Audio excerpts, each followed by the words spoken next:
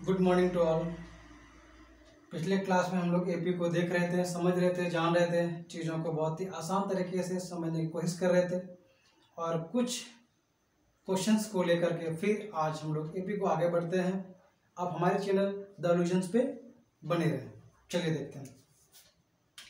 AP का heading पहले से हम लोग लगा चुके हैं, देख चुके हैं और आगे देखते हैं। क्वेश्चंस को कुछ लेते हैं ना, और कुछ क्वेश्चंस को लेकर के चीज़ों को समझेंगे कि कितना भी डिफिकल्ट क्वेश्चंस हो, ये पिछले क्लास में हम लोग बातचीत किए थे, उस क्वेश्चंस को कैसे सॉफ्ट बनाया जाए, इजी मेथड से सीखा जाए, यही कोशिश हम लोग करेंगे। चलिए मान लेते हैं किसी कोई एपी है ना, कोई फॉर्म एपी का दिया गया है और आपसे ये बोल दिया गया कि fourth term the sum of fourth term and eight terms of an AP is 24। मान लेते हैं किसी एपी का ऐसा लिख दिया, the sum of fourth term and eighth term of an AP is 24। तो देखिए क्या हम बोलना चाह रहे हैं, क्या क्वेश्चन है।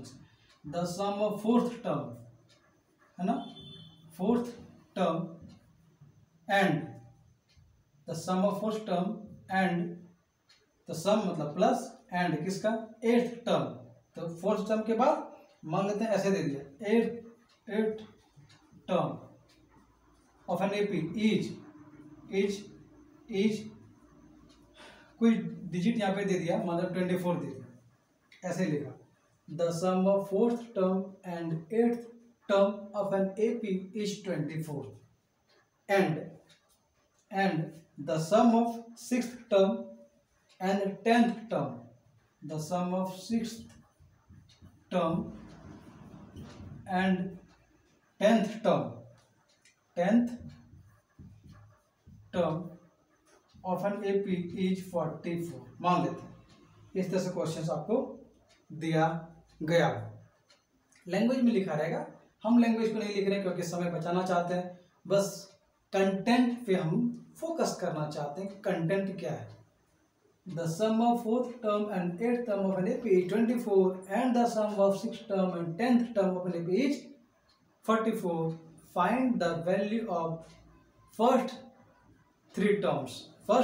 देखिए क्वेश्चन क्या है, आपसे पूछ रहा फाइंड कीजिए फर्स्ट थ्री है ना, फर्स्ट थ्री टर्म्स क्या होगा, ये क्वेश्चन है, यही क्वेश्चन है। फर्स्ट थ्री टर्म्स क्या होगा फाइंड आउट करना है। क्वेश्चन समझ में आ गया। देखने में भारी भरकम जैसा लग रहा होगा, लेकिन बहुत ही आसान ये क्वेश्चन है, बहुत ही आसान। देखिए कैसे, फोर्थ टर्म को अगर हम सॉल्यूशंस में देखें, तो फोर्थ टर्म को क्या बोलते हैं। देखिए फोर्थ टर्म को बोलेंगे A4, ए टर्म क्या बोलेंगे A8 इज इक्वल टू कितना 24। अब इसको और बना लेंगे, फोर्थ टर्म को बोलते हैं A+3D, कोई दिक्कत। एट टर्म को बोलते हैं A+7D, कोई दिक्कत, इज इक्वल टू 24। यहाँ तक में अगर किसी को भी प्रॉब्लम है तो आप बोलिए, किसी को भी। हमको लगता है कोई प्रॉब्लम नहीं होना चाहिए। कई वीडियोज में हम लोग इस सब चीज़ों को डिस्कस किए हैं। अगर यहाँ 4 रहता है तो 3 लेते हैं, 8 रहता है तो 7 लेते हैं। अगर आप हमारे नए वीडियो से पहली बार आप नए जुड़े हैं तो चीज़ों को एक बार देख लेंगे। 8 होगा तो 7 लेंगे, एक कम, 4 होगा तो 3 लेंगे और कोई दिक्कत नहीं। चलिए अब नेक्स्ट देखते हैं, इसको सोल्व करेंगे। A+A मिलकर 2A बनाएगा, 3+7 मिलकर 10D बनाएगा और ये 24 है। इक्वेशन 1 बना लेंगे, कहीं कोई दिक्कत नहीं है, कोई समस्या नहीं, ठीक है। नेक्स्ट अब अगेन करके लिखेंगे, है ना, बहुत ही आराम से। आप किसी भी जॉब से रिलेटेड प्रिपरेशंस कर रहे हो या फिर कोई भी बोर्ड से रिलेटेड आप हैं, आपको ये बहुत ज़्यादा हेल्पफुल करेगा। ये सीबीएसई के द्वारा पूछा गया, कई एग्जामिनेशंस में पूछा गया ये क्वेश्चन है ना। तो देखिए अगेन करके क्या लिखेंगे। अब इसके और आते हैं, सेकंड में क्या बोलता है, 6 टर्म, तो लिखेंगे A6 प्लस 10th टर्म को बोलेंगे ए 10 इज इक्वल टू 44। कोई समस्या, कोई दिक्कत? हमको लगता है कोई दिक्कत नहीं होना चाहिए। अब देखिए A6 को लिख सकते हैं A प्लस 5D। 5 6 है तो एक कम, बार बार हम रिपीट कर रहे हैं जिससे आप भूले ना, चीज़ों को सीख जाए। अब यहाँ पर 10 है तो एक कम क्या लेंगे? 9 है ना। 10 है तो ऐसा लिख सकते हैं A plus 9D is equal to 44। कोई समस्या? अब देखिए A और A मिलके ट्वाइस A बनाएगा, 5 और 9 मिलके 14D बनाएगा, और ये 44 है, ये इक्वेशन 2 है। कहीं कोई समस्या है तो बताइए। मुझे लगता है कोई समस्या नहीं होना चाहिए। चीज़ें स्पष्ट है, कोई दिक्कत नहीं। आगे बढ़ें। इक्वेशन 1 और 2 को अच्छे से अपने कॉपी में राइट डाउन कीजिए, फिर बनाते हैं फ्रॉम इक्वेशन 1 एंड 2 से। चलिए हम रब करते हुए आगे बढ़ते हैं। आप अपने कॉपी में राइट डाउन कीजिए। तो इक्वेशन 1 और 2 से देखिए क्या है। 1 में मेरे पास क्या है? 1 तो मेरे पास पहले से लिखा गया है, हम बस 2 को लिखना चाहते हैं। 1 तो मेरे पास पहले से है लिखा हुआ। तो इक्वेशन 2 मेरे पास क्या है? देखिए इक्वेशन 2 है मेरे पास 2A plus 14D is equal to 44। ये इक्वेशन मेरे पास 2 है, और इसको रफ कर दे रहे हैं इक्वेशन 2 को, क्योंकि हम लोग लिख चुके हैं। और यहाँ पे अब क्या लिखेंगे? ऊपर में इसके पहले फ्रॉम इक्वेशन 1 एंड 2। कोई दिक्कत? फ्रॉम इक्वेशन 1 एंड 2, 1 और 2 से ऐसा हम लोग काम कर रहे हैं, आगे बढ़ रहे हैं, काम को कंटिन्यू कर रहे हैं। तो देखिए रिड्यूस करेंगे इस तरह से। क्वेश्चन पिछले क्लास में देखे थे, minus minus minus 2A cancel, plus minus minus, तो 4D is equal two plus minus minus 0, और ये 2 साइन पॉजिटिव का 4 से 5th टाइम में कट जाएगा। देयरफॉर D का वैल्यू मेरे पास 5 आया।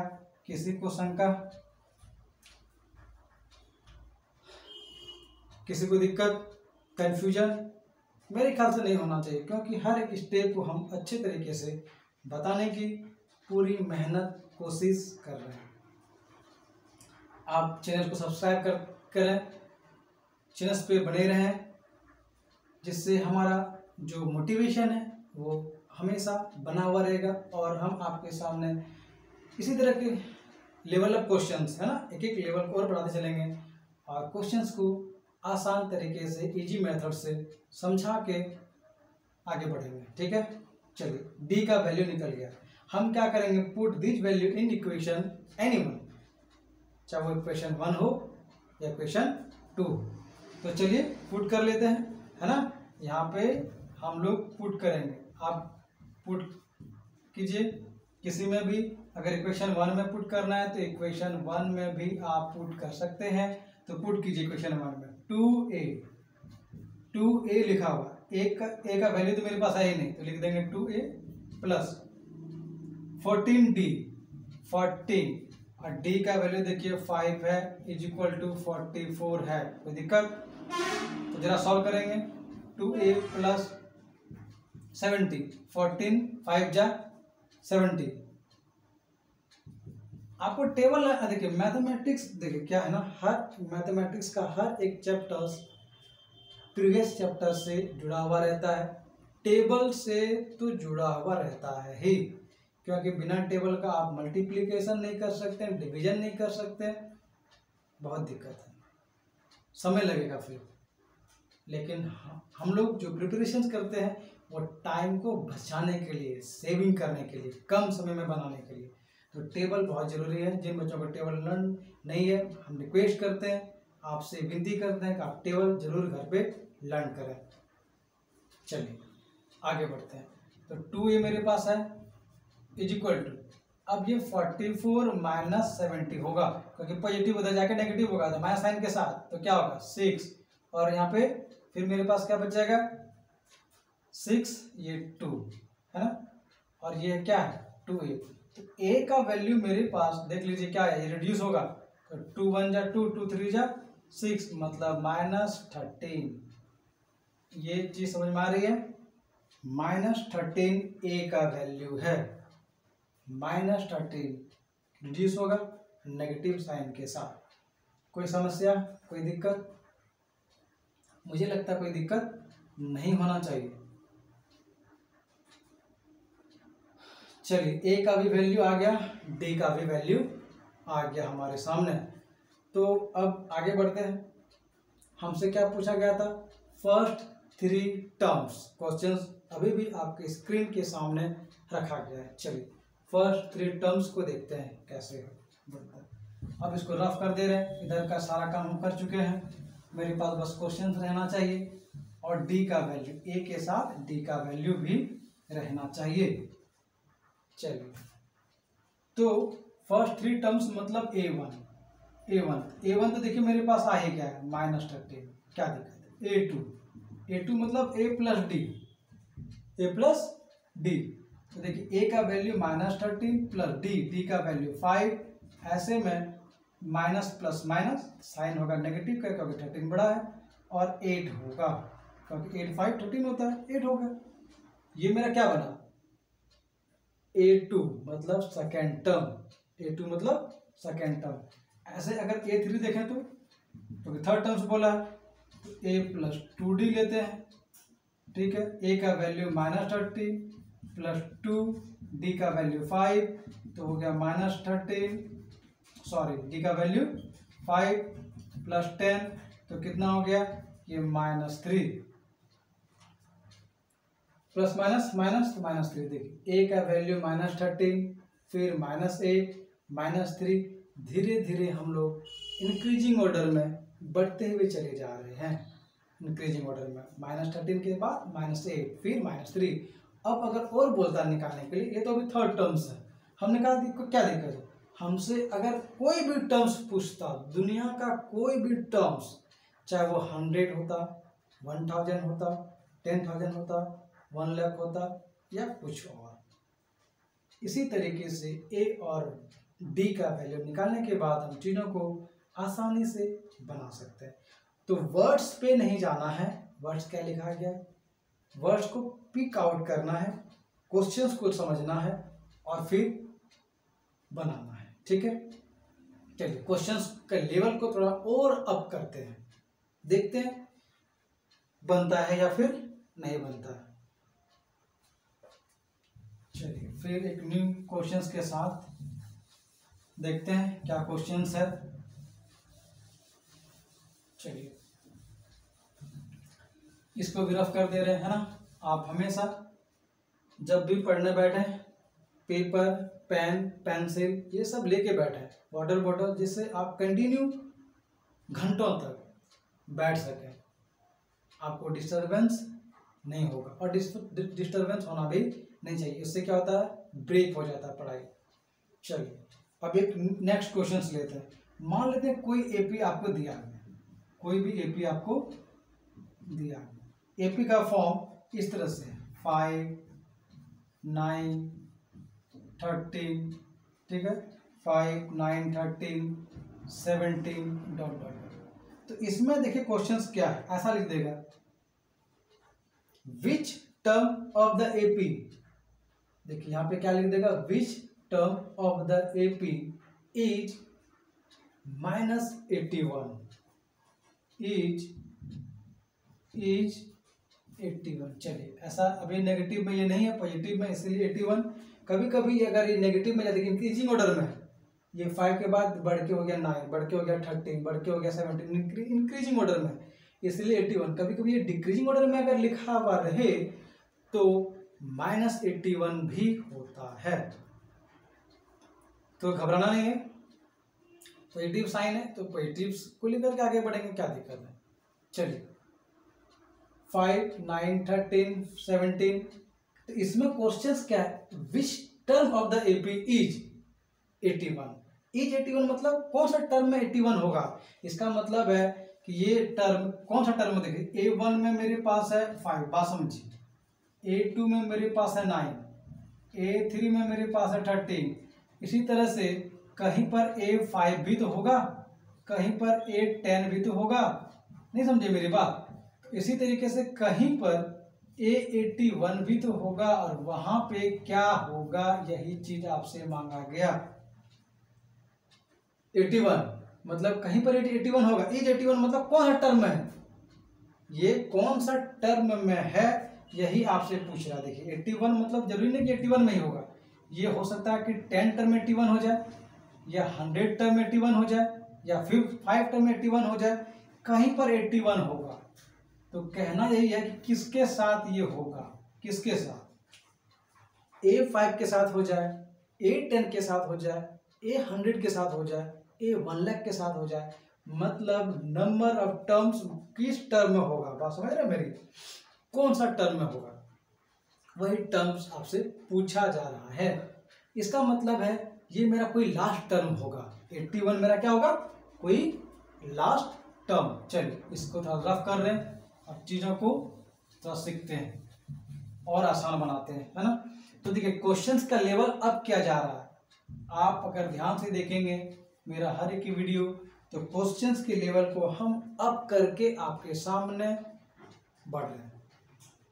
तो घर पे आपको मेहनत करनी पड़ेगी ज़्यादा, कम से काम नहीं चलेगा, फिर नंबर आप स्कोरिंग नहीं कर पाएंगे। चलिए, तो which term of the AP, which term of an AP is 81, कौन सा टर्म। तो हम ऐसे कंडीशन में इसको मानेंगे ये मेरा क्या है, लास्ट टर्म है।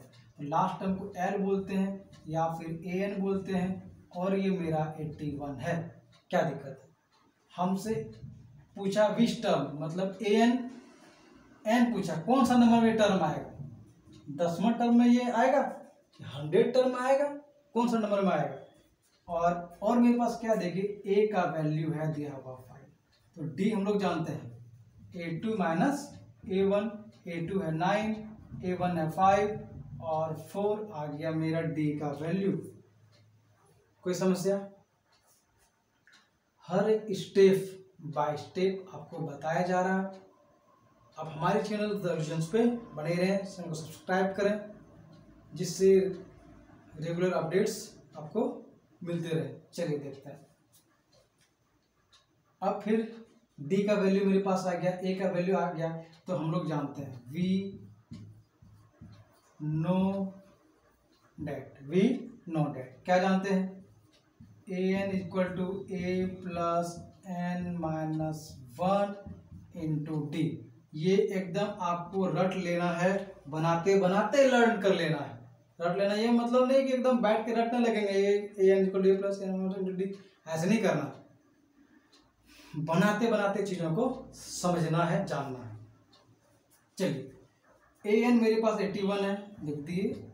ए का वैल्यू मेरे पास 5 है, लिख दिए। एन का वैल्यू नहीं है मेरे पास, और डी का वैल्यू 4 है। अब हमको लगता है इसके बाद मेरा काम नहीं होना चाहिए, आप खुद बना लेंगे, नहीं तो देखिए 2 मिनट में ये खत्म हो जाएगा। 81 में क्या होगा, 5 सब्ट्रैक्ट, क्योंकि 5 पॉजिटिव में है, और n माइनस 1 इंटू 4, ऐसे में 5 को सब्ट्रैक्ट करेंगे तो मेरे पास क्या बचेगा, 70, क्या जी 76 है ना, 76 is equal to n minus 1 into 4, तो 4 से रिड्यूस हो जाएगा, 4 से रिड्यूस हो जाएगा, 4 बन जा 4, कितना बचेगा यहाँ पे 3, तो 9 4 जा 36 है ना, 9 4 जा 36। तो क्या बना मेरे पास, देखिए मेरे पास क्या हुआ, n minus 1 is equal to 19, therefore n is equal to 20। इसका मतलब है कि जो टर्म 81 लिखा गया वो 81 टर्म्स 20 नंबर पे आएगा। A1, A2, A3, A5, A10, ऐसे में 20 नंबर में हमको क्या मिल जाएगा, 81। कोई दिक्कत नहीं, कोई समस्या नहीं। तो इसी तरह से आप घर पे भी प्रैक्टिस कीजिए, बनाइए मैथमेटिक्स को, बहुत ही आसान लगने लगेगा, है ना। चलिए और कुछ क्वेश्चंस को लेके आगे बढ़ते हैं, रफ कर दें। चलिए अब क्वेश्चंस के लेवल को हम कोशिश कर रहे हैं बार बार हर एक क्वेश्चंस में लेवल को अप किया जाए, लेवल को बढ़ाया जाए, जिससे कहीं भी परेशानी ना हो और आप चीज़ों को डिफरेंट टाइप से सीखते हुए चलें। अब मान लेते हैं कि कुछ क्वेश्चंस ऐसा आता है, हाउ मेनी 2 डिजिट्स नंबर है ना, how many 2 digits number are divisible by 4 आ सकता है, डिविजिबल बाय 8 आ सकता है, कुछ भी आ सकता है ना। How many 2 digits number are divisible by 3 भी आ सकता है। तो क्वेश्चंस बदल सकता है, how many 2 digit number are divisible by 3।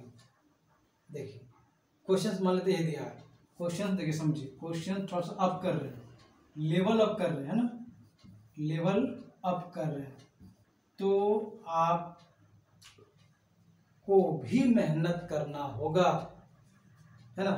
हम चाह रहे हैं कि कम से कम समय में आपको ज़्यादा से ज़्यादा क्वेश्चंस बता सकें, डाउट आपका क्लियर कर सकें। तो लेवल अप में देखिए क्वेश्चंस मान लीजिए ऐसा रहता है, how many 2 digit numbers are divisible by 3। तो जरूरी नहीं कि यहाँ पे 3 लिखेंगे। देखिए हम क्या बोलना चाह रहे हैं, जरूरी नहीं कि यहाँ पे 3 आएगा, कभी 2 आ जाए, कभी 5 आ जाए, कभी 10 आ जाए, कभी 8 आ जाए। तो डिजिट से हमको कभी भी मतलब नहीं रखना है। डिजिट चेंज होगा जी, है ना, प्लेस चेंज हो सकता है लेकिन आपका कैरेक्टर नहीं। बात समझिए, प्लेस चेंज हो सकता है, जैसे कोई स्टूडेंट्स किसी जगह पे अच्छा है तो कहीं और जाएगा तो खराब नहीं हो जाएगा, उसमें जो अच्छाई का क्वालिटी है और ज़्यादा इंक्रीज होगा, है ना। तो प्लेस चेंज हो सकता है, कैरेक्टर नहीं। ऐसे में देख लीजिए डिजिट चेंज हो सकता है लेकिन जो बनाने का मेथड्स है वो कभी भी नहीं बदलेगा। एक क्वेश्चंस देखिए, बाद बाकी आप अपने से घर में बैठ के बना सकते हैं। चलिए ये क्वेश्चंस है, इसका सॉल्यूशंस हम लोग देखेंगे, है ना, सॉल्यूशंस देखेंगे कैसे बनता है। तो सॉल्यूशंस देखेंगे आसानी से कैसे। यहाँ पे क्या दिया गया, हाउ मेनी 2 डिजिट नंबर। तो 2 डिजिट नंबर कहाँ स्टार्ट होता है, 2 डिजिट नंबर जो स्टार्ट होता है जी कहाँ से, किस जगह से। 2 डिजिट नंबर स्टार्ट होता है 10 से, ध्यान दीजिए 10 से, क्योंकि 9 तक तो 1 डिजिट है। 10 से, फिर 11, फिर 12, फिर 13, फिर 14, फिर 15, ऐसे करके, और कहाँ तक 99 तक। कोई समस्या, बात समझिए, एकदम हम एक एक चीज को ब्रेक करके तोड़ के बता रहे हैं जिससे समस्या नहीं होना चाहिए, है ना। 2 डिजिट नंबर 10 से स्टार्ट होता है, 99 तक जाता है, लिख दिए, क्या होता है, समस्या क्या है, लिख दिए।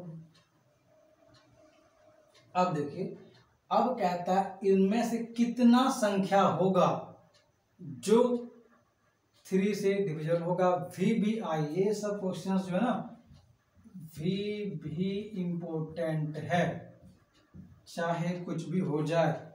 सूरज का उगना बंद हो सकता है लेकिन ये सब क्वेश्चंस का आना बंद नहीं होगा। अगर सूरज का उगना बंद नहीं होगा तो क्वेश्चंस का आना भी बंद नहीं होगा। तो बहुत ही VBI क्वेश्चंस है, आप सब सीखिए, जानिए। 2 digit number, we know the 2 digit numbers are 10 from 10 to 99, but those number which divisible by 3 is, those number which divisible by 3 are, क्या divisible है, since the number which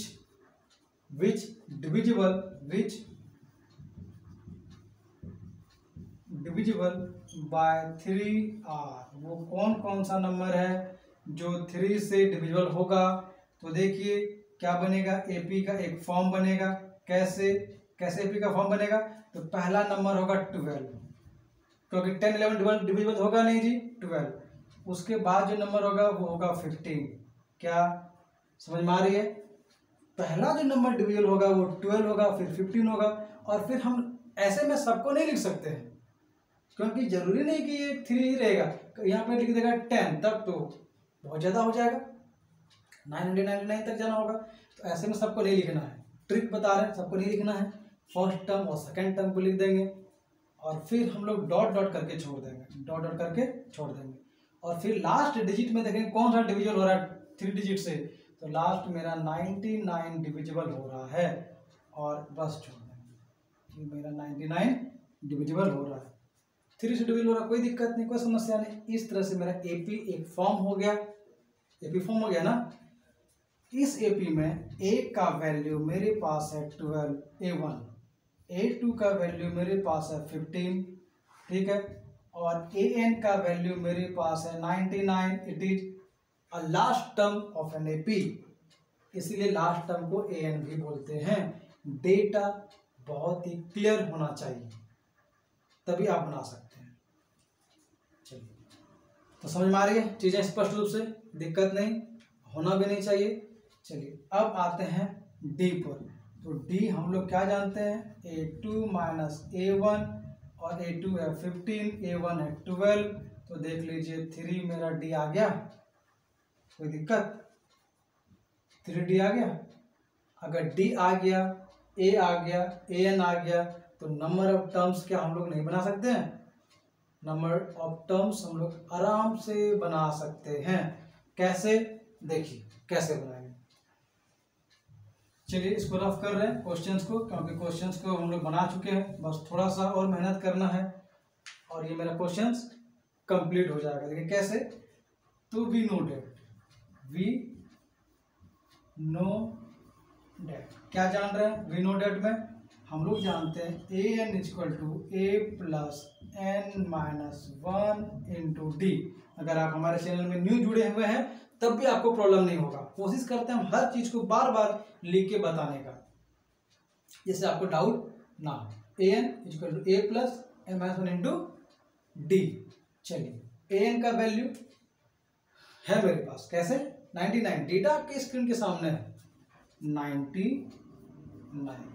ए का वैल्यू देखिए 12 है, प्लस N माइनस 1, क्योंकि N का value नहीं है, और D का भी वैल्यू मेरे पास आ चुका है 3। कोई दिक्कत, कोई समस्या? तो अब चीज़ों को रफ करते हैं, है ना, और फिर आगे बढ़ते हैं। चलिए इधर अब रफ कर देते, क्योंकि डेटा हम लिख चुके हैं। कोई भी डिजिट हो, देखिए 3 के प्लेस पे कुछ भी रहेगा, ऐसे ही बनाएंगे, चाहे 4 रहे, 9 रहे, 8 रहे, 5 रहे।